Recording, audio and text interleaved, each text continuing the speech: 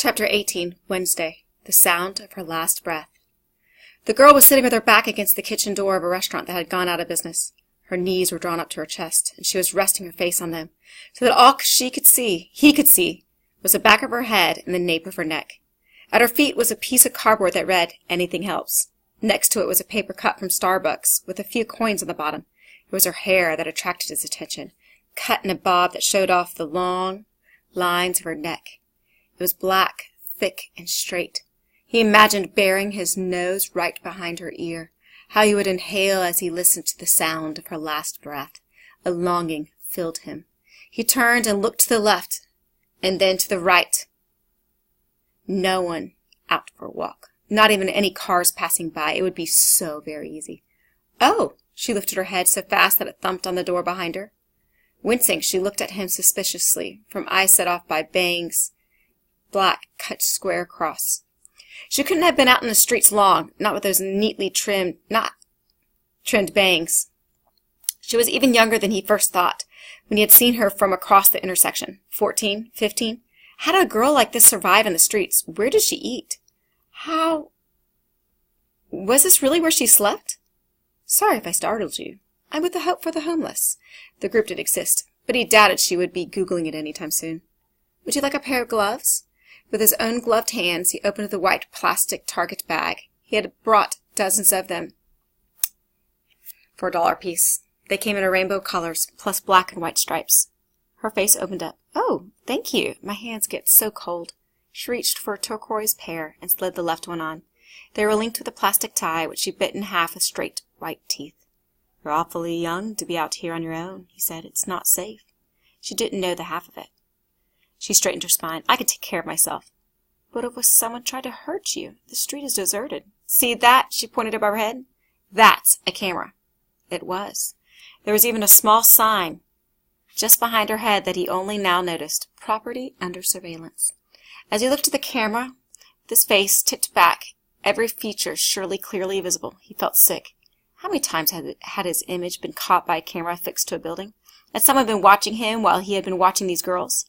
"I always make sure I sleep under the cameras to protect myself." The girl lifted her chin. "This lady I met told me about it. She said that one time a guy lit her blanket on fire while she was sleeping, but it was all caught on camera." He thought, but didn't say, that the camera hadn't stopped the woman's blanket from being set on fire. Since his face had already been captured by the camera, he looked at it more closely. Who had put it there? There were no government buildings in this block, and it was angled to capture traffic. It must be privately owned, just meant to deter burglars. The more he examined it, the more it looked like an empty box. Camera-shaped box. No wires led to it, and it wasn't moving. "But what if something bad did happen?" he asked. "Do you have a phone so you could call someone?" She shook her head and dropped her gaze. "Would you like one?" With his gloved hand, he took the phone out of his pocket and offered it to her. She pulled off one of the gloves he had just given her and ran her finger across it, making a happy sound as it blinked to life. It was a prepaid cell phone bought for cash at Walmart. And not just the cheapest phone, the kind you could only make phone calls with. And that was all. No. With this phone you could go on the web, you could listen to music, you could download apps, and you would never notice that another hidden app was already loaded on it.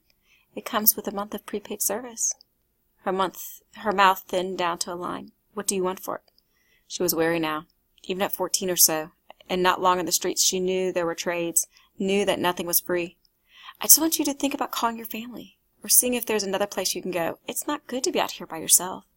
If she took it, he would know exactly what she did with it. Who she called, where she was. Suddenly she thrust it back at him. "I can't take this." "Why not?" That was the only second time he had tried to give a homeless girl a phone. The first time it disappeared into the girl's pocket so fast it had been like conjuring a trick. "It's too valuable. I wouldn't feel right." "But we want to help girls like you." The "we" he thought made it seem more legitimate. "Thank you, but no." She continued to hold it out until he took it up. Time for his backup plan. "I'm afraid I'm all out of food coupons, toothbrushes, and even socks," he said, as if he had ever had those things to begin with. "I still have some lip balm, though. Would you like one?" He was confident she would say yes. She would still feel awkward about refusing the phone. Lip gloss was on the same level as cheap synthetic gloves, a gift small enough that it didn't demand anything in return. Okay, she nodded. "Sure." He dropped the black tube into her upturned palm. And it really was lip balm. At least the top third of an inch was. It weighed just 4 grams more than a real chapstick. But inside the tube was a GPS unit that would continuously broadcast its location until the tiny battery that powered it ran out. He had sealed it with a piece of cellophane heated with a heat gun. She uncapped the bomb and ran it across her mouth, then offered him a shy smile with the newly glossed lips. "Thank you." "You're welcome," he said. "And have a good night. Stay safe." He didn't allow himself to grin until he had turned around and was walking away.